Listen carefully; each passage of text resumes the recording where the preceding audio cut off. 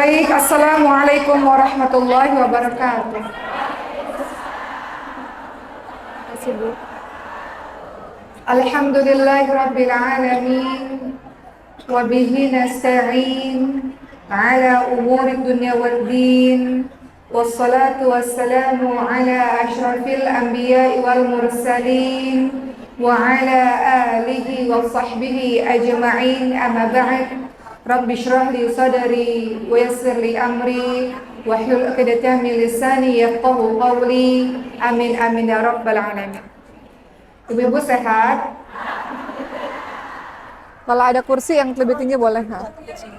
Baik. Ibu-ibu, suara saya jelas? Baik. Yang saya hormati Bapak Camat Cibadak Abdul Nafi. Assalamualaikum Bapak, Masya Allah. Yang saya hormati Kepala KUA Cibadak Bapak Suherman. Oh, diwakili Ibu, Masya Allah. Yang saya hormati BPPJS Kepala Desa Karangtengah, Bapak maksudnya ya, Bapak Endi Suhendi. Oh iya. Yang saya hormati Ketua DKM Assalam, Bapak Dr. Haji Nurkan. Assalamualaikum Bapak, Masya Allah. Yang saya hormati Ibu Priyatna Ayu Bestari, Ibu, Masya Allah. Panitia lokal, Ibu-Ibu Anissa yang mungkin tidak bisa saya sebutkan satu persatu. Teman-teman semua, tokoh masyarakat, alim ulama, sehat Bu? Saya dari Jakarta jam 6 pagi. Alhamdulillah sampai sini pukul 8:30. Masya Allah, ternyata cepat menuju ke Sukabumi nih Bu ya. Sukabumi itu makanannya apa sih Bu? Mochi. Kok saya belum dapat mochi? Oh, mochi itu dari Sukabumi ya? Masya Allah, Masya Allah. Baik. Baik, langsung saja Ibu-Ibu yang saya cintai. Hari ini kita akan membahas tentang menjaga ukhuwah Islamiyah. Ada yang tahu ukhuwah Islamiyah itu apa sih Bu? Ngapain sih kita mesti menjaga ukhuwah Islamiyah? Mari kita lihat dan kita mulai bahas pada saat ini. Ukhuwah Islamiyah ini adalah gambaran bagaimana antar orang Islam sebagai saudara satu sama lain dan kita berada dalam satu ikatan. Ukhuwah Islamiyah, persaudaraan antar sesama umat Islam. Kalau nggak ada ukhuwah Islamiyah, apa jadinya? Maka umat Islam akan terpecah-pecah. Islam tidak akan menjadi kuat. Bagaimana bisa memberi manfaat kebaikan pada orang banyak sementara di dalam dirinya sendiri berpecah-pecah. Oleh karena itu ukhuwah Islamiyah harus dijaga agar tetap kompak, agar tetap solid, agar bisa memberikan manfaat besar, kebaikan besar untuk banyak orang di luar sana. Ibu-ibu, ketahuilah bahwa ternyata ukhuwah itu terbagi menjadi 3. Ada yang namanya ukhuwah Islamiyah, persaudaraan antara umat Islam. Ada yang namanya ukhuwah wataniyah, persaudaraan sebangsa setanah air. Ada yang namanya ukhuwah basyariyah, persaudaraan sesama umat manusia. Kakak Miftah, Kakak Miftahnya mana? Kakak Miftahnya mana? Bentar. Oh iya, oke, sudah nak. Udah Bu. Para mau live. Iya. Baik.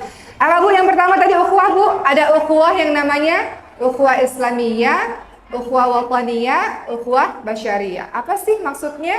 Ukhuwah Islamiyah seperti yang tadi ibu-ibu tahu. Persaudaraan antara umat Islam. Ukhuwah wataniyah adalah persaudaraan sebangsa setanah air. Ibu-ibu, mohon izin. Kita tinggal di Indonesia. Di Indonesia ini apakah orang Sunda semuanya? Ada orang apa? Orang Jawa, ada orang suku Batak, ada suku Bugis, ya. Dayak, wah macam-macam. Indonesia ini kaya sekali. Lihat aja baju adatnya, baju daerahnya banyak banget. Kita ini kaya, Masya Allah. Tidak hanya berbeda adat, berbeda bahasa daerah, ya Bu. Tidak hanya berbeda bahasa daerah, tapi juga di Indonesia ini berbeda agama. Walaupun mayoritas ada mayoritas agama Islam, namun negara kita mengakui beberapa agama lainnya. Semuanya punya kepentingan yang sama di negara tercinta Indonesia, yaitu semuanya ingin hidup dengan tenang di Indonesia, betul? Di tanah air kita. Nggak mau perang-perang, kita mau di Indonesia ini hidup damai, hidup rukun, bisa menjalankan kegiatan kita sehari-hari dengan aman, betul? Ukhuwah wataniyah. Walaupun berbeda-beda, kita tetap satu. Seperti kalau kita lihat butir-butir Pancasila tuh. Sila ketiga, Persatuan Indonesia. Semboyannya adalah Bhinneka Tunggal Ika. Walaupun berbeda-beda tapi tetap satu jua.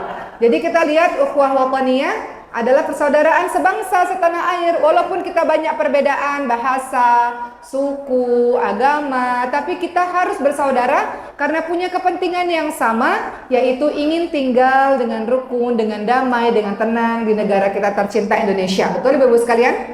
Ketiga, ada yang namanya ukhuwah basyariyah, persaudaraan antara sesama manusia.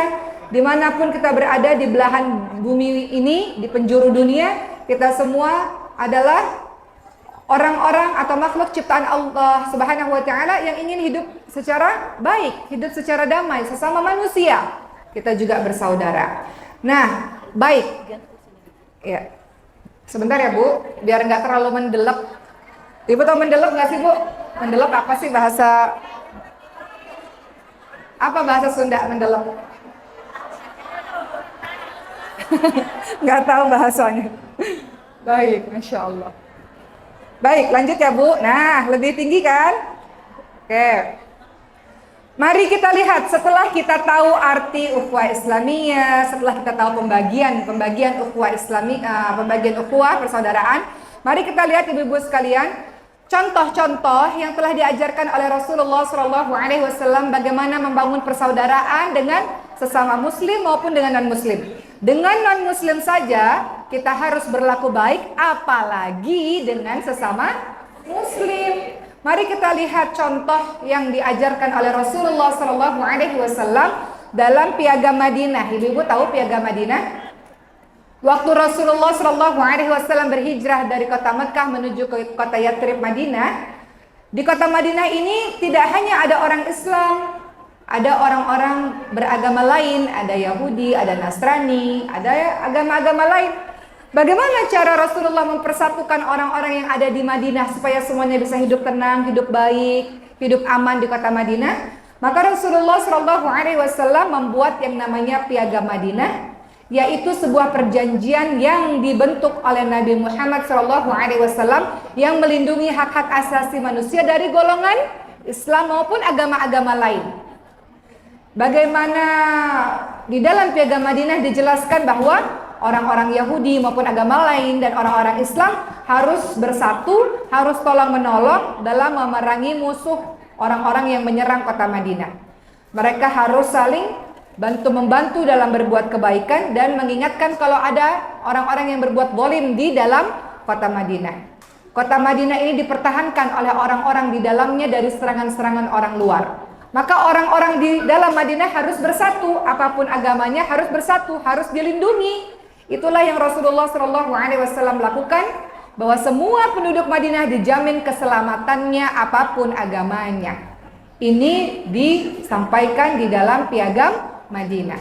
Jadi Rasulullah SAW telah mengajarkan kepada kita bagaimana saling menghormati satu sama lain, saling menghargai satu sama lain, karena punya kepentingan yang sama, punya kecintaan yang sama, sama-sama cinta kepada negerinya, tanah airnya. Begitu pula dengan kita nih, mencintai tanah air kita, Indonesia. Kita lihat contoh yang lain, bagaimana Islam ini indah, rahmatan lil alamin, teman-teman sekalian, menghormati, menghargai, bertoleransi dengan orang-orang yang beragama lain, apalagi sesama umat Islam. Saya akan ceritakan dulu bagaimana hubungan dengan yang bukan beragama Islam, lalu kita akan jelaskan dengan bagaimana hubungan kita dengan sesama umat Islam yang harusnya lebih kuat dan lebih sayang, lebih kencang lagi ikatannya. Ingat bagaimana ketika Sayyidina Umar bin Khattab radhiyallahu anhu menaklukkan Baitul Maqdis Palestina, ibu-ibu sekalian. Ketika Sayyidina Umar bin Khattab menaklukkan Baitul Maqdis Palestina, Sayyidina Umar bin Khattab membuat sebuah tulisan, sebuah piagam, sebuah tulisan yang bunyinya, Bismillahirrahmanirrahim. Ini adalah jaminan keamanan dari hamba Allah Umar bin Khattab kepada penduduk Yerusalem, penduduk Palestina. Umar memberikan jaminan terhadap jiwa-jiwa mereka, terhadap harta mereka, gereja-gereja mereka, orang-orang yang lemah, orang-orang yang tidak dipaksa meninggalkan agama mereka. Tidak ada seorang pun yang merasa terancam dan terusir dari Yerusalem. Jadi lakum dinukum waliyadin. Untuk kamu agama kamu, untuk kita agama kita. Kita ibadah masing-masing. Namun secara persaudaraan kita bersaudara, kita saling menghormati satu sama lain, kita saling toleransi satu sama lain. Kita berbeda dalam hal ibadah. Kamu silakan beribadah menurut agama kamu, saya beribadah dengan sesuai apa yang saya yakini. Maka inilah ajaran agama Islam yang sangat indah, menjunjung tinggi toleransi beragama tanpa kehilangan jati diri sebagai seorang muslim. Itu contoh bagaimana ukhuwah yang terjadi walaupun berbeda agama. Sekarang yang ingin banyak saya bahas adalah ukhuwah Islamiyah. Bagaimana kita menjaga persaudaraan sesama umat Islam. Kalau tidak menjaga persaudaraan, kalau saling berpecah belah, apa jadinya? Ibu-ibu ingat kisah di Andalusia? Andalusia itu di mana sih, Bu? Spanyol ya? Spanyol, sekarang itu Andalusia di Spanyol, Portugis dan Prancis bagian selatan. Itu dulu namanya Andalusia. Kerajaan Islam berkuasa dahsyat di sana, ya. Pada saat itu ibu-ibu sekalian, kekuasaan Islam berada di Andalusia, di Spanyol tersebut. Mulanya sangat kuat, sangat gemilang. Dinasti Umayyah ya, sangat kuat di Andalusia pada saat itu. Namun umat Islam berpecah belah. Kenapa? Karena merasa bahwa tempat saya lebih baik, orang-orang saya lebih baik dibanding dengan yang lainnya. Antar sesama umat Islam saling merasa golongannya lebih baik, golongannya lebih unggul, sehingga mereka terpecah-pecah. Yang tadinya Islam berjaya luar biasa di Andalusia, namun karena terpecah-pecah antar umat Islam, maka lambat laun membuat umat Islam menjadi semakin lemah dan semakin lemah, hingga pada akhirnya pihak luar menyerang. Dan akhirnya satu persatu kerajaan-kerajaan yang ada di Andalusia kemudian runtuh, berpecah. Yang tadinya kerajaan besar menjadi kerajaan-kerajaan kecil, dan lama-lama jadi mudah diserang oleh musuh, jadi runtuh. Terakhir tersisa Kesultanan Granada. Di Granada itu kerajaan terakhir, dan kemudian pun berhasil diambil alih oleh pihak musuh, sehingga pihak dari agama dari orang lain ya datang untuk memasuki Andalusia, dan Islam hilang di Andalusia. Sekarang kalau teman-teman Allah berikan rezeki untuk bisa datang ke Spanyol, ibu-ibu lihat Cordoba, ibu-ibu lihat Granada, itu semua tinggal menyisakan istana-istana atau bangunan-bangunan peninggalan umat Islam di masa lalu. Umat Islam pada saat itu tiada, dikarenakan saling berpecah belah. Maka kekuasaan Islam di Andalusia resmi berakhir ketika jatuhnya kerajaan Granada pada tahun 1492, dikarenakan umat Islam yang saling berpecah belah menjadi beberapa golongan yang kemudian dimanfaatkan oleh pihak luar untuk menyerang seluruhnya dan mengganti kerajaan Islam dengan yang lain.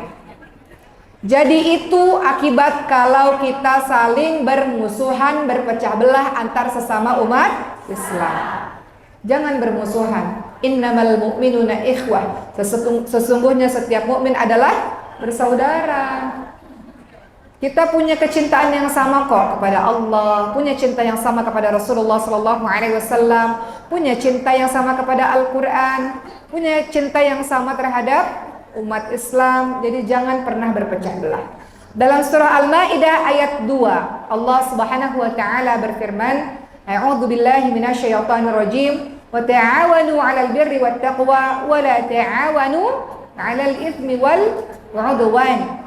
Tolong menolonglah kamu dalam mengerjakan kebaikan dan takwa, dan jangan tolong menolong dalam dosa dan permusuhan. Jangan tolong menolong dalam dosa dan permusuhan. Kita sering lihat Indonesia ini paling banyak juga pengguna sosial media, betul ya Bu? Pengguna sosial media tidak hanya anak-anak remaja, ibu-ibu juga punya Facebook, Instagram, betul? Atau TikTok? Nggak punya ya? Ya. Jadi pengguna sosial media dari berbagai macam kalangan. Ibu-ibu sering lihat betapa banyak orang-orang bertengkar, sumpah serapah, merendahkan orang lain, mengolok-olok antar saudaranya sendiri di sosial media, betul? Jangan, kita tidak mau melakukan hal itu, teman-teman sekalian. Kata Allah Subhanahu wa taala, "Wa'tasimu bihablillahi jami'an wa la tafarraqu." Kata Allah, berpegang teguhlah kamu semuanya pada tali agama Allah dan janganlah kamu berpecah belah. Analoginya seperti sapu lidi. Sapu lidi kalau cuma satu lidi, kira-kira bisa membersihkan sampah, bisa membersihkan kotoran nggak? Satu lidi kalau kita patahkan, gampang, pakai jari juga bisa dipatahkan satu lidi. Tapi kalau satu lidi itu bersatu menjadi sapu yang kuat, kokoh, nggak bakal bisa dipatahin, betul ya Bu? Dan kalau ingin membersihkan kotoran, ya mudah membersihkan kotoran ketika dia menjadi satu kesatuan yang kuat, yang kokoh, tidak bisa dipatahkan dan bisa menghilangkan berbagai macam kotoran-kotoran. Begitu pula umat Islam. Umat Islam kalau sendiri nggak akan bisa, kau tidak akan kuat. Tapi kalau engkau bersatu dengan ukhuwah Islamiyah, maka engkau punya kekuatan yang dahsyat untuk bisa menyingkirkan berbagai macam keburukan dan mendatangkan kebaikan demi kebaikan. Jadi itu pembahasan kita mengenai ukhuwah Islamiyah. Kemudian teman-teman sekalian, ketika membahas mengenai ukhuwah Islamiyah, hati-hati juga.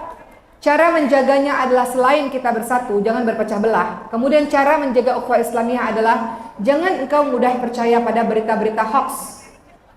Berita-berita yang belum tentu kebenarannya yang membuat engkau ketika mendengar itu benci kepada orang tersebut, benci kepada kelompok tersebut. Kita nggak tahu kebenarannya, belum bertabayun, belum klarifikasi, belum ngobrol.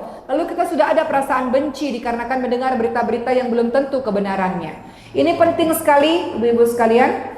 Dalam surah Al-Hujurat ayat ke-6, Allah Subhanahu wa taala berfirman, "A'udzubillahi minasyaitonirrajim. Ya ayyuhalladzina amanu in ja'akum fasiqun binaba'in fatabayyanu an tusibu qauman bijahalatin fatusbihu 'ala ma fa'altum nadimin." Dalam surah Al-Hujurat ayat ke-6, Allah ingatkan, wahai orang-orang yang beriman. Ketika Allah menyebutkan dengan nama panggilan orang-orang beriman, pasti di dalam ayat itu kalau tidak ada perintah, pasti ada larangan. Apa kata Allah dalam surah Al-Hujurat ayat 6? Wahai orang-orang yang beriman, jika datang kepadamu orang fasik membawa suatu berita, maka periksalah dengan teliti berita tersebut. Kalau ada berita-berita di luar sana, engkau periksa dengan teliti hal tersebut, agar kamu tidak menimpakan suatu musibah kepada suatu kaum tanpa mengetahui keadaan yang sebenarnya, yang menyebabkan kamu menyesal atas perbuatanmu itu. Kita mendengar satu berita, lalu kita benci pada orang tersebut, padahal kita nggak tahu kebenarannya. Kita lakukan kejahatan-kejahatan, kita bicarakan, kita provokasi orang-orang untuk membencinya. Satu hari nanti kamu akan menyesal dengan apa yang kamu lakukan. Kamu bertindak bodoh dengan apa yang kamu lakukan. Kata Allah Subhanahu wa taala, yang menyebabkan kamu menyesal nantinya atas perbuatan kamu itu. Jadi Allah menginginkan kita sebagai umat Islam, apapun itu Bu, misalnya Ibu dengar berita tentang suami, atau Ibu mendengar berita tentang anak, atau mendengar berita tentang tetangga, nggak usah usil lisannya ini. Kadang-kadang ada orang-orang berkumpul di pasar, beli ikan, beli sayur, usil, lisannya usil, itu ya Bu ya. Itu bukan karakter dari kita insya Allah. Lisan kita ini adalah man kana yu'minu billahi wal yawmil akhir falyakul khairan aw liyasmut. Barang siapa yang beriman kepada Allah dan hari akhir, hendaklah dia berkata-kata yang baik atau dia diam. Termasuk juga jangan mudah percaya pada berita-berita yang belum tentu engkau tahu kebenarannya. Hal ini pernah terjadi pada masa, Ibu tahu bahwa istrinya Nabi Sayyidatina Aisyah radhiyallahu anha pernah difitnah. Fitnahnya apa Bu? Fitnahnya dituduh berselingkuh. Bayangkan seorang istri Nabi yang salihah, istri yang paling dicintai Nabi, Ummahatul Mukminin Sayyidatina Aisyah radhiyallahu anha, difitnah berselingkuh Bu. Jadi kalau ibu-ibu di sini difitnah, siapa kita gitu ya? Seorang yang salihah seperti Siti Aisyah saja difitnah. Seorang wanita yang suci, ibunya orang-orang beriman saja difitnah. Fitnahnya nggak tanggung-tanggung, difitnah selingkuh. Satu kota Madinah hampir percaya dengan berita itu. Bagaimana kisahnya? Pada saat itu Rasulullah SAW baru pulang dari sebuah peperangan, beristirahat di satu tempat sebelum kembali ke Madinah. Bersama dengan Siti Aisyah juga ikut dalam rombongan tersebut. Biasanya para perempuan-perempuan di atas unta dibangun atau dibuat sebuah tutup gitu ya, penutup, sehingga perempuan itu tidak terlihat di atas unta itu. Pada saat beristirahat, maka Siti Aisyah radhiyallahu anha turun dari untanya untuk sebuah keperluan, dan rombongan tidak tahu bahwa Siti Aisyah keluar dari unta tersebut, turun dari unta tersebut. Mereka pulang semuanya ke kota Madinah, dan Siti Aisyah datang ke tempat di mana beliau tadi turun dan kaget, terkejut. Di mana orang-orang? Kenapa meninggalkan saya? Maka Siti Aisyah menunggu lama di tempat itu dan berharap agar mereka menyadari bahwa Siti Aisyah tertinggal dari rombongan. Lalu dari kejauhan ada seorang sahabat namanya Sofwan juga ternyata tertinggal dari rombongan. Dan Sofwan radhiyallahu anhu ini teman-teman sekalian terkejut ketika melihat Aisyah radhiyallahu anha dan mempersilakan Siti Aisyah untuk naik ke atas untanya tanpa bicara banyak. Maka dituntunlah unta tersebut sampai menuju kota Madinah. Ibu-ibu tahu di kota Madinah itu ada tokoh munafik namanya Abdullah bin Ubay bin Salul. Tokoh munafik ini siapa dia? Dulu adalah orang yang dielu-elukan untuk menjadi pemimpin di kota Madinah. Tapi ketika Nabi datang ke kota Madinah, orang-orang semua mencintai Nabi sehingga Nabi yang menjadi pemimpin di Madinah. Nah, Abdullah bin Ubay bin Salul sangat benci kepada Nabi, munafik. Di depan orang banyak seperti seorang yang beriman dan mengikuti Nabi, tapi di belakang benci kepada Nabi. Maka Abdullah bin Ubay bin Salul ini kemudian memberikan berita-berita bohong, fitnah kepada orang-orang di Madinah dengan menyebarkan kabar bahwa Siti Aisyah berselingkuh. Dan hampir seluruh kota Madinah orang-orang di dalamnya percaya dengan berita tersebut. Sampai-sampai Rasulullah berubah sikapnya dengan Siti Aisyah radhiyallahu anha. Sampai-sampai ayahnya Siti Aisyah, Sayyidina Abu Bakar mengatakan, "Wahai anakku, kalau seandainya kata Sayyidina Abu Bakar, apa yang sebenarnya terjadi?" Kata Siti Aisyah, "Kau tidak akan percaya juga dengan apa yang aku ceritakan." Kemudian kata Rasulullah, "Ya Aisyah, kalau memang engkau salah, akui saja. Dan kalau engkau benar, Allah akan menolong dirimu." Maka kata Siti Aisyah, "Kalau aku mengatakan aku melakukannya, semua orang di sini menginginkan kalimat itu keluar dari lisanku. Kalau aku mengatakan aku tidak melakukannya, kalian tidak akan percaya. Maka aku hanya meminta kepada Allah Subhanahu wa taala atas kejadian ini, meminta pertolongan kepada Allah." Singkatnya, ada seorang istri Nabi namanya Zainab binti Jahsy radhiyallahu anha. Nabi bertanya, "Ya Zainab, bagaimana pendapatmu tentang berita ini?" Zainab binti Jahsy ini istri lain dari Rasulullah. Kalau Zainab binti Jahsy radhiyallahu anha mau memanfaatkan kejadian ini, mungkin Zainab binti Jahsy radhiyallahu anha bisa mengatakan, "Ya Rasulullah, Aisyah melakukan ini, melakukan itu." Tapi apa yang dilakukan oleh Zainab binti Jahsy? "Aku melindungi pendengaranku dan penglihatanku dari berita ini. Sungguh aku tidak tahu apa-apa tentang berita ini. Yang aku tahu, selama aku kenal Siti Aisyah adalah orang yang baik." Jadi Zainab binti Jahsy tidak mau ikut-ikutan kepada berita bohong, karena beliau tidak memiliki bukti apapun. Zainab binti Jahsy tidak melihat dengan mata kepalanya sendiri. Zainab binti Jahsy tidak mendengar langsung apa yang terjadi. Beliau tidak mau ikut-ikutan. Beliau katakan, "Aku melindungi penglihatanku dan pendengaranku. Yang aku tahu Siti Aisyah adalah orang yang baik." Begitulah seharusnya yang kita terapkan dalam kehidupan kita, ibu-ibu sekalian. Di mana dalam kehidupan kita kadang-kadang ada berita-berita di televisi, di sosial media, betul Bu? Atau di antara tetangga-tetangga kita nggak tahu berita itu. Kita belum klarifikasi, kita belum tanya langsung kepada orangnya. Maka jangan ikut-ikutan kepada hal-hal yang membuat kita masuk ke dalam lubang dosa karena lisan kita. Saya mau cerita sedikit tentang kisah kehidupan sehari-hari. Beberapa bulan, setahun yang lalu saya pikir, saya datang ke Pak RT. Kemudian Pak RT bercerita tentang keadaan lingkungan masyarakat. Kata Pak RT, "Kemarin juga ada warga nih yang ribut-ribut," kata Pak RT. "Kenapa Pak RT ributnya? Kenapa?" "Karena ada satu warga kita yang kalau parkir mobil nggak di pinggir, parkir mobilnya agak ke tengah sedikit sehingga mengganggu orang-orang. Maka orang-orang mulai berbicara, bagaimana sih orang ini tidak memikirkan tetangga-tetangga yang lainnya." Tapi tidak ada yang mau bertanya kepada orang itu secara langsung. Kemudian menjadi omongan-omongan. Akhirnya Pak RT datang ke tempat orang tersebut. Ibu tahu apa yang terjadi sesungguhnya? Orang yang mengemudikan mobil tersebut adalah bapak yang sudah sangat tua dan nggak ngerti cara parkir, ibu-ibu sekalian. Nggak ngerti cara parkir, sementara omongan sudah ke mana-mana. Maka Pak RT ini kemudian tabayun, klarifikasi, bertanya, dan kemudian menawarkan bantuan apa yang bisa kami bantu untuk bisa mobil ini diparkir di pinggir. Jadi kadang-kadang dalam kehidupan kita, ibu-ibu sekalian, kita terlalu cepat menjudge atau menghakimi seseorang, kita belum tahu kebenarannya seperti apa. Andaikan kita bicara kepadanya, bertanya kepadanya, mungkin membuat kita berubah pandangan terhadap orang tersebut. Ini mengerikan sekali karena banyak terjadi di sosial media, di televisi-televisi. Kita nggak pernah tahu keadaan orang tersebut. Jadi jangan lakukan hal-hal seperti itu kalau kita tidak mau berlaku zalim kepada saudara kita sendiri. Ingat, innamal mu'minuna ikhwah. Sesungguhnya setiap mukmin adalah bersaudara. Kalau satu tubuh, kata Rasulullah, kalau orang muslim ini ibarat satu tubuh. Kalau ada bagian tubuh yang sakit, kau pasti merasa sakit. Kita ini satu tubuh, ibu sakit gigi aja, semuanya ngerasa sakit, betul? Ibu pusing di kepala, vertigo, semuanya merasa sakit. Ibu kena luka di jari, kepotong, apa kena pisau, semuanya terasa sakit. Begitu pula persaudaraan antara umat Islam. Jangan engkau berlaku jahat kepadanya, berlaku tidak adil kepadanya. Dia saudaramu, setidaknya dia mencintai Tuhan yang sama, dia mencintai Nabi yang sama, dia tetap membaca Quran seperti yang kita baca. Jadi jangan kita berlaku jahat kepada saudara kita sendiri. Ketiga, ibu-ibu sekalian, yang kita bisa lakukan untuk menjaga ukhuwah Islamiyah adalah jaga kehormatannya. Jangan kau mengkompori saudaramu sendiri. Dalam hadis surat Muslim dikatakan, setiap muslim terhadap muslim lainnya adalah haram darahnya, haram kehormatannya, haram hartanya. Jangan kau ganggu-ganggu dia, jangan ganggu kehormatannya, jangan ganggu-ganggu hartanya. Sebagaimana engkau tidak mau diganggu, jangan ganggu saudaramu dengan cara seperti itu.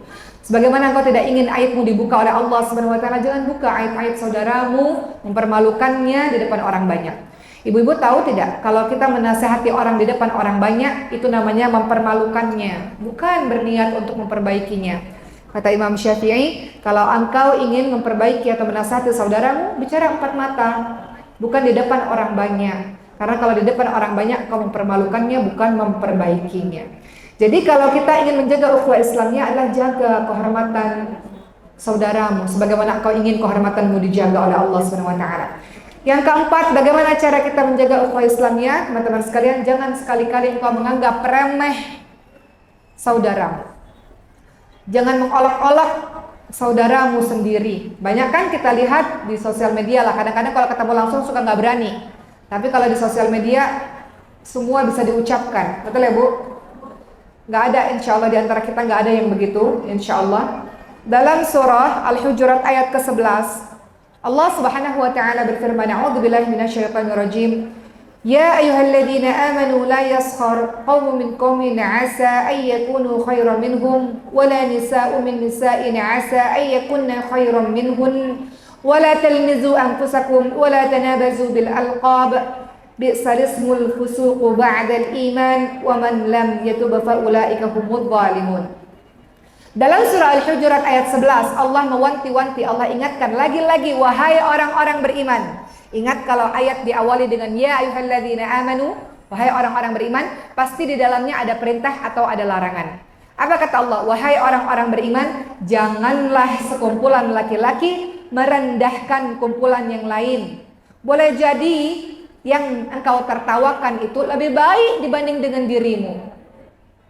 Dan jangan pula sekumpulan perempuan merendahkan kumpulan lainnya. Boleh jadi yang engkau rendahkan itu lebih baik dibanding dengan dirimu. Jangan suka engkau menjadi orang yang mencela-cela. Jangan memanggil orang lain dengan gelar-gelar yang buruk dan mengandung ejekan. Seburuk-buruk panggilan adalah panggilan yang buruk sesudah iman. Engkau beriman, engkau adalah orang yang taat kepada Allah. Tidak boleh engkau mengaku beriman kemudian engkau ejek-ejek, olok-olok, rendahkan saudaramu sendiri. Barang siapa yang tidak bertaubat, kata Allah, mereka itulah orang-orang yang zalim. Kepada semuanya, kepada anak kita sendiri. Kadang-kadang sama orang lain baik, tapi kadang-kadang sama anak sendiri enggak. Kadang-kadang ibu katakan dasar anak nakal, dasar, mohon izin ya Bu, kasar nih, dasar anak kurang ajar, dasar anak tidak tahu diri. Lisan itu tidak patut dikeluarkan oleh orang-orang yang beriman. Kata Allah, wahai orang-orang beriman, jangan merendahkan siapapun itu, termasuk anakmu sendiri. Jangan engkau mengucapkan kata-kata buruk kepada anakmu, yang mana semua kata-katamu qulu kalam ad-du'a, semua kata-katamu akan menjadi doa bagi anakmu sendiri. Termasuk juga kepada pasangan. pada suami atau suami kepada istri. Ada jenis suami, ibu sekalian, tidak pernah mukul, tidak pernah, tapi secara lisan, ya Allah, menyakiti hati, betul kan? Padahal kekerasan itu tidak hanya fisik, tapi juga verbal. Atau sebaliknya, ada istri yang ketika bicara menyakiti hati, kata-katanya nyelekit gitu, ya, menyakiti hati, merendahkan, mengolok-olok, berkata-kata kasar. Nggak mungkin seorang muslim lisannya ini sanggup untuk berkata-kata kotor atau berkata-kata kasar. Lisan itu cerminan hati. Ketika hatinya bersih, maka lisannya keluar yang bersih-bersih, bahkan pada saat marah. Nggak sanggup dia mengucapkan kata-kata kotor, nggak sanggup, karena hatinya tidak terbiasa untuk itu. Hingga lisannya tidak terbiasa untuk mengucapkan kata-kata kotor, bahkan walaupun saat sedang marah. Marahnya orang Islam punya adab tersendiri. Marahnya orang Islam tidak mengeluarkan kata-kata kotor yang membabi buta, tidak. Makanya Rasul katakan kalau engkau lagi marah, maka diam. Atau engkau ta'awudz, a'udzubillahi minasyaitonir rajim, atau engkau berwudu. Karena engkau dikuasai oleh syaitan yang terbuat dari api, engkau berwudu untuk menghilangkan segala macam kemarahanmu. Atau engkau ubah posisi supaya engkau lebih tenang, sehingga tidak mengeluarkan kata-kata yang buruk. Jadi, kembali lagi ibu-ibu sekalian, bahwa kalau kita ingin menjaga ukhuwah Islamiyah, jangan pernah engkau menganggap remeh orang lain atau merendahkan orang lain. Siti Aisyah radhiyallahu anha, istri tercintanya Nabi, kita tahu bahwa beliau sangat dahsyat, Masya Allah, sangat cerdas, tapi beliau juga orang yang sangat cemburu, betul ya Bu? Kadang-kadang kalau kita cemburu, kita bisa berucap apapun. Benar gak Bu? Kadang-kadang kok saya jadi begini ya, karena cemburu, orang cemburu bisa berbuat apa saja. Siti Aisyah radhiyallahu anha sangat cemburu, salah satunya kepada semua istri Nabi, namun pernah cemburu kepada Sofia, istri Nabi, salah satu istri Nabi. Kata Siti Aisyah, Sofia itu orangnya pendek katanya, tubuhnya pendek gitu ya. Mengatakan fisiknya Sofia. Kemudian Rasul menegur apa yang diucapkan oleh Aisyah. Kemudian Aisyah radhiyallahu anha juga mengatakan, aku melihat seorang wanita Yahudi, kata Siti Aisyah. Kemudian kata Nabi, janganlah kau berkata demikian, karena Sofia telah masuk Islam dan telah menjadi muslimah yang baik. Jadi kadang-kadang kita pun walaupun sering baca Quran, sering qiyamul lail, kadang-kadang tidak lepas lisan kita ini merendahkan orang lain. Mungkin kadang-kadang pada saat marah, kadang-kadang pada saat cemburu atau apapun itu. Namun ketika diingatkan, kita tahu bahwa kita tidak bisa untuk mengeluarkan kata-kata yang tidak baik. Kelima, apa yang bisa dilakukan agar tetap bisa menjaga ukhuwah Islamiyah? Jangan suka suudzon. Jangan suka cari-cari kesalahan orang lain, jangan suka ghibah. Hal ini tercantum dalam surah Al-Hujurat ayat ke-12. A'udzubillahi minasyaitonirrajim. Ya ayyuhalladzina amanu jtanibu katsiran minadh-dhanni inna ba'dadh-dhanni itsmu wa la tajassasu wa la yaghtab ba'dukum ba'dha yuhibbu ahadukum ay ya'kula lahma akhihi maytan fakarihtumuh. Dalam surah Al-Hujurat ayat ke-12 dikatakan, wahai orang-orang beriman, jauhilah kebanyakan dari prasangka, karena sebagian dari prasangka adalah dosa. Pertama, jauhilah suudzon. Kedua, jangan cari-cari kesalahan orang lain, sukanya nguping, sukanya cari-cari berita kekurangan orang lain, jangan suka cari-cari kesalahan orang lain. Dan yang ketiga, jangan menggunjing. Orang-orang yang melakukan tiga perbuatan ini diibaratkan seperti orang yang memakan bangkai saudaranya sendiri, karena perbuatan ini adalah perbuatan yang menjijikkan. Makanya dianalogikan dengan memakan bangkai. Ibu kalau makan bangkai manusia, jijik nggak kira-kira? Maka perbuatan menggunjing, ribah, gosip, ini adalah perbuatan yang sama seperti memakan bangkai saudaranya. Kenapa? Orang kalau mati ya, jadi bangkai, ketika kita makan dagingnya, dia nggak tahu, betul ya Bu? Sama ketika menggunjing. Ketika kita gunjing orang dengan kejelekan-kejelekan, kita buka aibnya, kita tambahi bumbu-bumbu, dia nggak tahu kita sedang menceritakan itu di belakangnya. Sementara kita sudah melakukan perbuatan yang sangat menjijikkan. Maka kemarin waktu saya ceramah Bu, ada orang yang bertanya, bagaimana cara bertaubat dari dosa ghibah, dosa gunjing, dosa gosip? Saya ini kemarin-kemarin banyak gosip. Apa yang harus dilakukan Ibu sekalian? Perlukah kita menceritakan kepada orang yang kita gosipin, kemarin aku menceritakan kamu begini, begitu semuanya? Perlu nggak kira-kira?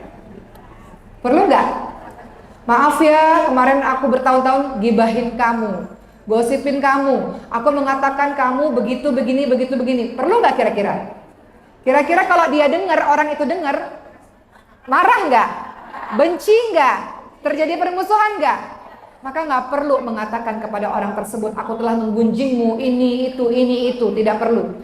Yang harus engkau lakukan adalah taubatan nasuha, ya, yaitu dengan cara berhenti dari perbuatanmu itu.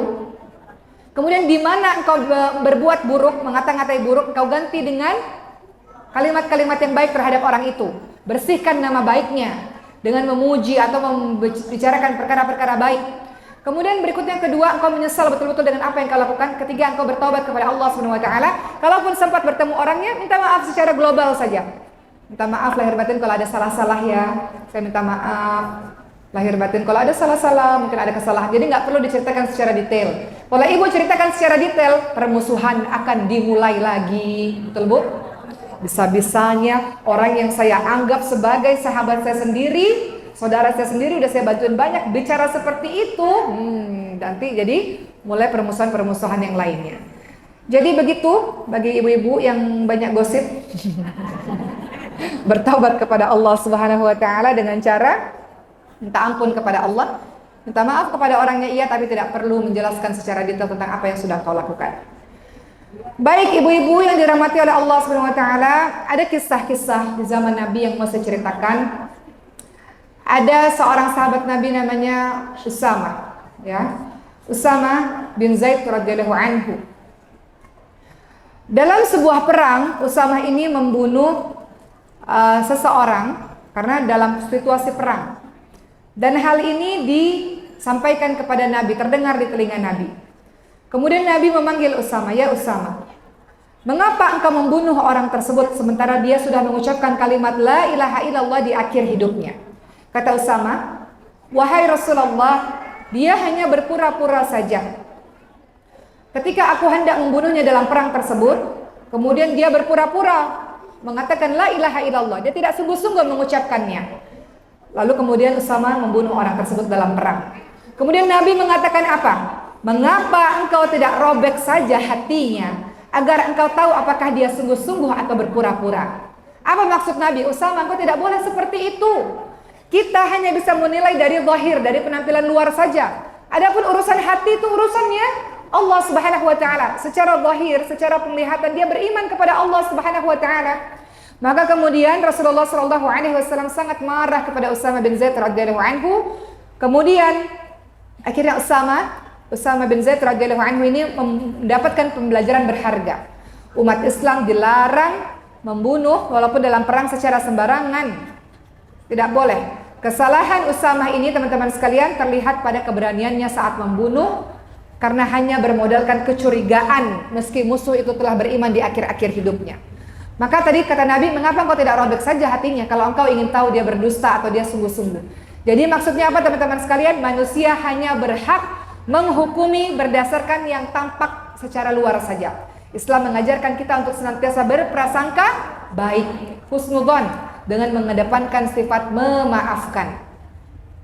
Begitu ya, indah ya cerita ini ya teman-teman sekalian. Jadi kalau kita tampak secara lahiriah dia adalah orang yang salih, dia bertaubat kepada Allah, dia orang yang baik, maka kita berbuat baik kepadanya. Urusan hati itu urusan dia kepada Allah Subhanahu wa taala. Maka ibu-ibu sekalian, kita tahu bahwa Islam adalah rahmatan lil alamin. Islam adalah agama yang menebarkan kasih sayang kepada semuanya.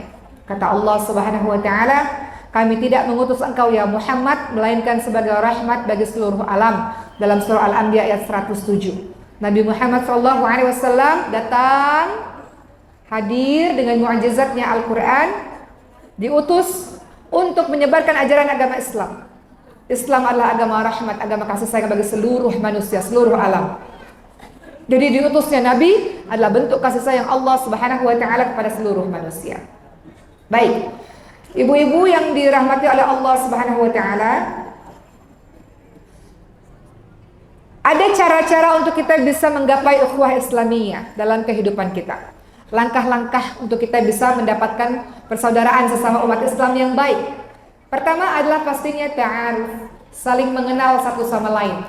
Ibu-ibu, ketika ibu-ibu punya kelompok pengajian kan? Pengajian di masjid, wiritan lah, atau pasti ada majelis-majelis ta'lim, ada kan? Bagaimana ibu bisa kokoh persaudaraannya dengan mereka? Pastinya yang pertama harus ta'aruf, harus kenal dulu. Kalau nggak kenal nggak bakalan sayang. Kalau nggak kenal nggak bakalan bisa terjadi hubungan persaudaraan. Makanya tahapan pertama kali adalah ta'aruf, saling berkenalan satu sama lain. Siapa dia, rumahnya di mana, keluarganya siapa, pekerjaannya apa sih, gitu kan? Biasanya kita akan saling berkenalan satu sama lain. Dalam surah Al-Hujurat ayat 13 dikatakan, a'udzubillahi minasyaitonirrajim. Ya ayuhan nasu inna khalaqnakum min dzakari wa untha wa ja'alnakum syu'uban wa qabaila lita'arafu inna akramakum 'indallahi atqakum innallaha 'alimun khabir. Wahai manusia, sesungguhnya Allah menciptakan kamu dari laki-laki dan perempuan dan menjadikan kamu berbangsa-bangsa, bersuku-suku supaya kamu saling mengenal. Allah buat kita beda-beda supaya saling mengenal. Sesungguhnya yang paling mulia di antara kamu adalah mereka yang paling bertakwa. Jadi syarat pertama kali untuk membuat hubungan persaudaraan sesama umat Islam adalah ta'aruf, adalah saling kenal. Setelah kenal apa lagi? Setelah kenal, ibu-ibu akan mulai yang namanya tafahum, saling memahami. Saling memahami bukan hanya sekedar kenal namanya siapa, rumahnya di mana, orangnya bagaimana, tapi memahami. Oh, dia itu karakternya begini. Orangnya memang agak sedikit baper. Jadi kalau ngomong hati-hati kalau sama beliau misalnya. Mulai memahami karakter satu sama lain. Ah, kalau dia sih orangnya suka bercanda. Jadi kalau kita ngomong apa aja santai sama dia misalnya. Saling memahami ibu-ibu sekalian. Sehingga kita bisa menempatkan diri ketika kita bergaul dengan dirinya. Betul nggak, Bu? Nggak cukup sampai tahap mengenal saja, tapi sampai tahap memahami. Kenapa ya dia melakukan itu? Oh iya, kita paham. Mungkin karena dia di rumah terlalu capek, terlalu lelah, anak-anaknya banyak. Jadi ketika datang pengajian mungkin selalu terlambat. Jadi kita nggak bisa nih marah-marah sama dia karena kewajibannya banyak di rumah, misalnya. Ya, saling memahami. Kalau sudah masuk dalam saling memahami, teman-teman semua, maka biasanya dalam fase ini sudah tidak ada lagi prasangka buruk kepada saudara kita sendiri. Karena kita memahami apa yang terjadi kepada diri dia. Yang ada kita saling menghargai satu sama lain, tidak ada rasa iri, dengki, hasad, itu nggak ada. Kalau sudah masuk dalam fase saling memahami, ya. Kemudian teman-teman sekalian, yang ketiga setelah ta'aruf, tafahum, saling memahami, ketiga adalah saling tolong menolong, ta'awun, saling tolong menolong satu sama lain. Ketika sudah saling memahami, persaudaraan itu akan semakin dekat ketika di antara ibu-ibu saling tolong menolong. Ya. Tolong menolong dalam hal apa? Kita bertetangga. Kalau terjadi apa-apa saling tolong menolong. Dulu zaman-zaman Covid mungkin di antara kita ada yang Covid, tetangga-tetangga pada ngasih makanan tuh. Ditaruh makanannya di teras-teras, di pagar-pagar, betul ya Bu? Sebagian begitu ya. Atau kadang-kadang kita lihat tetangga kita sakit, kita datang kasih obat kepadanya. Atau kita punya kita tahu bahwa tetangga kita kurang makan ini, kurang makan itu, pada saat kita masak makanan berlebih kita kasih kepadanya. Tolong menolong, Masya Allah. Ini level lebih tinggi lagi. Saling tolong menolong dengan niat yang tulus, hati yang bersih. Ketika ada masalah semua terasa ringan karena semuanya saling tolong menolong satu sama lain. Apa kata Rasulullah? Perumpamaan kaum mukmin dalam sikap saling mencintai, mengasihi, menyayangi seumpama tubuh, jika satu anggota tubuh sakit, maka anggota tubuh yang lainnya akan merasa sakit, susah tidur. Hadis riwayat Muslim. Keempat, setelah saling tolong menolong, tingkatan level yang lebih tinggi lagi adalah takaful, saling menanggung beban. Saling menanggung beban. Inilah ketinggian ukhuwah Islamiyah, di mana ketika sedih bersama-sama, sedang pun diselesaikan secara bersama-sama. Ya, bukan hanya sekedar prihatin, oh dia lagi dalam keadaan susah kita prihatin, bukan, tapi kita bergerak untuk mengulurkan tangan, kita berikan bantuan, kita melapangkan urusannya. Itu tahapan ukhuwah yang lebih tinggi. Ibu-ibu punya sahabat sampai ibu-ibu bersedia untuk sama-sama saling membantu, saling menanggung beban, punya nggak Bu? Kalau ibu sudah cinta sekali dengan sahabat ibu melakukan begitu. Apa kata Rasulullah dalam hadis riwayat Muslim? Barang siapa yang melapangkan satu kesusahan dunia dari seorang mukmin, maka Allah melapangkan darinya kesusahan di hari kiamat. Barang siapa memudahkan urusan orang-orang yang kesulitan, maka Allah memudahkan baginya kesulitan di dunia dan di akhirat. Kelima, yang paling tinggi dalam tingkatan ukhuwah Islamiyah adalah ithar. mendahulukan orang lain dibandingkan dengan dirinya sendiri. Ada satu kisah, Bu, di zaman Nabi dahulu. Ada satu keluarga yang hendak menyantap makanan, satu-satunya makanan yang tersisa. Tiba-tiba ada tamu datang dari kejauhan, seorang musafir. Mereka tidak punya tempat bermalam dan mereka sangat kelaparan. Tamu ini datang dan kemudian diterima dengan baik. Ibu-ibu tahu apa yang dilakukan oleh keluarga ini? Mereka mematikan lampu, ayo kita makan bersama-sama. Ya, mereka mematikan lampu dan mereka berpura-pura untuk makan, sementara makanan itu diberikan kepada tamunya.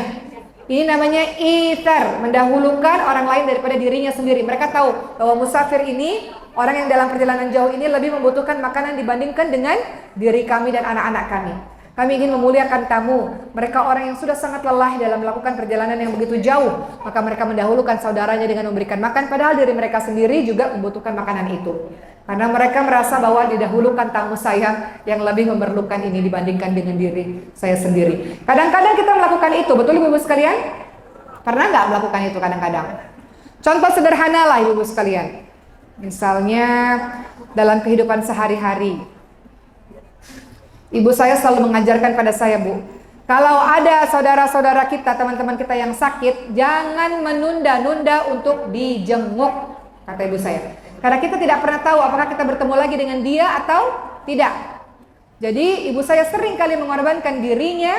Ya, kadang-kadang beliau ada jadwal mengaji, ada jadwal ini, ada jadwal itu yang sangat penting. Namun ketika mendengarkan saudaranya atau temannya, tetangganya sakit masuk ke rumah sakit, beliau mensegerakan, mendahulukan saudaranya itu untuk dijenguk, dan beliau bisa batalkan pengajian-pengajian beliau padahal beliau memerlukan itu. Kemudian beliau datang untuk mengunjungi saudaranya itu sebagai bentuk cinta kepada saudaranya. Banyak ya teman-teman sekalian ya. Jadi contoh ithar ini banyak, tapi tentunya kalau dalam hal ibadah, sholat nih misalnya gitu ya, nggak ada mukena, nggak pakai jilbab misalnya, ya pastinya didahulukan diri kita sendiri dalam hal ibadah. Tapi hal-hal lain, ithar ini adalah mendahulukan orang lain dibandingkan dengan dirinya sendiri. Ini adalah tingkatan ukhuwah Islamiyah yang tertinggi. Baik ibu-ibu semua, termasuk terakhir saya ingin menyampaikan bahwa ada hak-hak muslim atas muslim lainnya yang harus kita lakukan. Kata Rasulullah, hak-hak muslim atas muslim lainnya adalah pertama, ucapkan salam. Ketika engkau bertemu dengannya, ucapkan salam. Ibu-ibu umrah misalnya, ibu-ibu nggak kenal mereka namanya siapa, dari negara mana, tapi mereka saudara kita, kita ucapkan dengan senyum assalamualaikum. Sering nggak? Pernah nggak ibu-ibu sekalian? Atau mungkin ibu-ibu nggak perlu jauh-jauh umrah deh. Ibu-ibu pergi kemana, tiba-tiba ada orang berjilbab kemudian menegur ibu, assalamualaikum ibu. Kemudian kita jawab waalaikumsalam, berikan salam karena dia sedang, dan jawab salam itu. Karena memberikan salam adalah hak muslim dengan muslim lainnya yang bisa dilakukan oleh kita semua. Jadi jangan pelit dalam mengucapkan salam. Kenapa? Karena salam itu merupakan doa. Kita mendoakan dia agar Allah memberikan keselamatan, kesejahteraan kepada dirinya, dan itu bisa menumbuhkan cinta antar umat Islam. Apa kata Rasulullah dalam hadis riwayat Muslim? Kalian tidak akan masuk surga sampai kalian beriman, dan kalian tidak akan beriman sampai kalian saling mencintai. Maukah aku tunjukkan kepada kalian sesuatu yang apabila kalian kerjakan kalian akan saling mencintai? Yaitu sebarkanlah salam di antara kalian. Jadi mulai sekarang, assalamualaikum, assalamualaikum, assalamualaikum. Jawab waalaikumsalam warahmatullahi wabarakatuh. Mengucapkan salam terlebih dahulu hukumnya sunnah muakkad teman-teman sekalian ya. Jadi kita mensegerakan untuk memberikan salam lebih dulu. Kedua, hak muslim di antara atas muslim lainnya memenuhi undangannya. Kadang-kadang kita dapat undangan ini, undangan itu, maka kita penuhi undangannya, karena memenuhi undangan ini akan menyenangkan pihak orang yang mengundang dan mendatangkan rasa cinta, persaudaraan dan persatuan. Ketiga, hak muslim atas muslim lainnya memberikan nasihat kepadanya. Jadi kalau ada sahabat kita mengatakan saya memerlukan nasihat darimu, berikan nasihat kepada saya, maka berikan nasihat karena itu haknya dia. Memberikan nasihat ini adalah bagian dari perintah agama teman-teman sekalian. Agama ini adalah nasihat, saling mengingatkan satu sama lain. Keempat, termasuk hak muslim atas muslim lainnya mendoakan ketika dia bersin. Hal kecil, tapi itu haknya ya.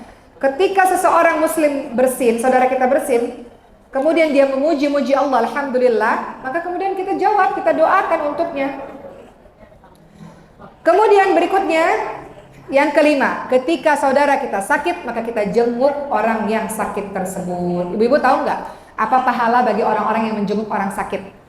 Pahalanya besar, ibu-ibu sekalian. Apa kata Rasulullah SAW? Apabila seseorang menjenguk saudaranya muslim yang sedang sakit, maka seakan-akan dia berjalan sambil memetik buah-buahan surga sehingga dia duduk. Dan ketika orang itu sudah duduk memetik buah surga sampai dia duduk, maka diturunkan rahmat yang sangat deras kepadanya. Apabila menjenguknya di pagi hari, maka 70.000 malaikat mendoakan orang yang menjenguk agar mendapatkan rahmat sampai sore hari tiba. Apabila kita menjenguk orang yang sakit pada saat sore hari, maka 70.000 malaikat mendoakan kita agar kita diberikan rahmat oleh Allah Subhanahu wa taala. Jadi menjenguk orang sakit bukan perkara ringan, perkara main-main. Allah kirimkan 70.000 malaikat mendatangkan rahmat yang deras untuk kita semua. Jadi nggak ada alasan lagi untuk malas menjenguk orang-orang yang sakit. Itu bagian dari kita menjaga ukhuwah Islamiyah. Baik. Terakhir dari saya teman-teman semua, kata Sayyidina Umar bin Khattab, tidaklah seseorang diberikan kenikmatan setelah Islam yang lebih baik daripada kenikmatan memiliki saudara semuslim yang salih. Apabila engkau mendapatkan teman-temanmu orang-orang yang salih, maka pegang dia erat-erat. Kenapa? Nanti di hari akhir dia akan berkata kepada Allah, ya Allah, aku masuk surga, tapi di mana sahabat-sahabatku ya Allah? Mereka yang dulu pernah mengaji bersama dengan diriku ya Allah, pernah datang ke majelis-majelis ta'lim, majelis-majelis ilmu, kemana mereka ya Allah? Aku mau masuk surga bersama dengan mereka. Orang-orang ini akan menyebut-nyebut nama dirimu teman-teman sekalian. Dia tidak hanya menjadi penolongmu di dunia, tapi juga di akhirat Allah Subhanahu wa taala. Alhamdulillahirabbil alamin. Saya sudah ceramah saya pada hari ini. Mudah-mudahan menambah semangat kita untuk bisa lebih menjaga ukhuwah Islamiyah. Baik, kita lihat video tentang anak-anak tahfidz yang diwisuda. Mereka anak-anak yatim duafa yang tersebar di seluruh penjuru Indonesia, belajar beasiswa di pesantren tahfidz Rasul Hufad. Siapa yang membiayai mereka? Yang membiayai mereka adalah para donatur-donatur, para ibu-ibu semuanya yang dengan sedekahnya bisa membuat mereka menjadi penghafal Quran. Setelah mereka belajar Quran, mereka menyebar ke seluruh penjuru Indonesia untuk kembali mengajarkan Quran. Kita lihat video ini bersama-sama.